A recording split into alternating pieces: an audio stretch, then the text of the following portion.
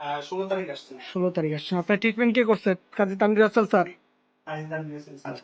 আমাদের স্যার যে ট্রিটমেন্ট করছে, ট্রিটমেন্ট পেয়ে আপনি এখন কেমন আছেন আগের থেকে? যথেষ্ট স্যাটিসফাই। উনি এরকম ডাক্তার আমি খুব কম দেখছি। ঠিক আছে, ওনার যে কেয়ারিং গুলা, যে আমরা যে ফোন দেয় ওনাকে, উনি কিন্তু বিরক্ত বোধ করে না।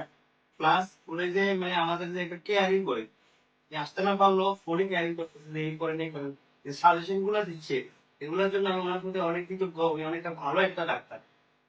আমি নিজে অসুস্থ না হলে বুঝতে পারতাম। স্যার আমরা এখন 508 নাম্বার রুমের পেশেন্টের সম্বন্ধে একটু আপনি কথা শুনবো। আছে 508 টিবিয়াল প্লেটো ফ্র্যাকচার। এখানে যে ভাঙাটি দেখা যাচ্ছে এটাকে টিবিয়াল প্লেটো ফ্র্যাকচার বলে। এটা হচ্ছে সার্ভিকাল টাইপ 1 ফ্র্যাকচার। তো এই ধরনের যে জয়েন্টের সাথে সংযুক্ত যে ভাঙাগুলা থাকে এগুলা অবশ্যই খুব কেয়ারফুলি অপারেশন করতে হয়, কারণ এখানের সাথে মুভমেন্টের একটা সম্পর্ক, চলাফেরার একটা সম্পর্ক আছে। তো ওনার এই অপারেশনটি দেখেন যে এখানে হচ্ছে তার একটা হাঁটুর একটা অংশ একটু আলাদা হয়ে গিয়েছে, হ্যাঁ।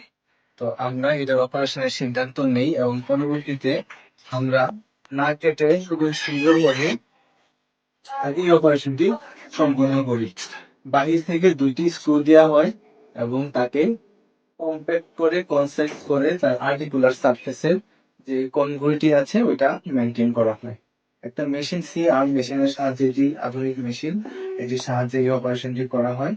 এবং এই অপারেশন যদি না কেটে করা যায় সেই ক্ষেত্রে সুবিধা হচ্ছে অপারেশনের পরবর্তীতে রোগীর যে হাঁটু ভাঁজ করা নিয়ে যে সমস্যাটি হয়, দেখা যায় যে 2 মাস 4 মাস রোগী হাঁটু ভাঁজ করে বসতে পারতেছে না, বিভিন্ন জটিলতা থাকে, সাথে হাঁটু স্টিফ হয়ে যায়, শক্ত হয়ে যায়।